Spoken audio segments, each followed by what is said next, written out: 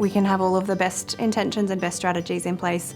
Children are still children, and some of those unsafe behaviours and stressful moments are likely to still be happening in your space, and it's important to have a bit of a plan for when that happens. So the first thing we always talk about is making sure everybody is safe in that moment.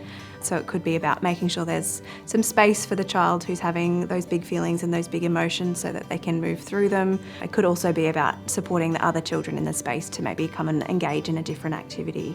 The next step is to work with that child who's having those big feelings and those big emotions to support them through that regulation cycle, so to move them out of place of distress and dysregulation and through into a more secure and calm space themselves.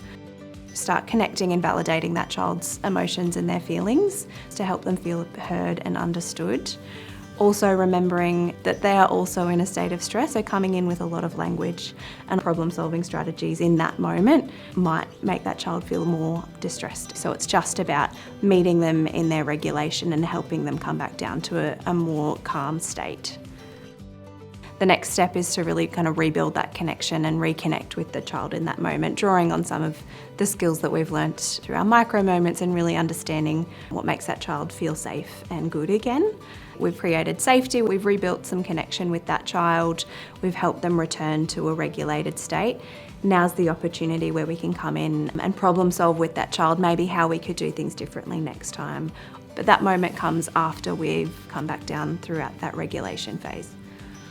We are then converting what might have been quite a stressful event for everybody into a really positive interaction for both you and the child. It's very easy to go to those really beautiful positive moments throughout the day where we're sharing joy and we're sharing laughter. It's as important to also think about those moments where we're sharing big feelings, we're sharing frustration or sadness, using both of those as equally valuable opportunities to really connect with that child and make every interaction really count.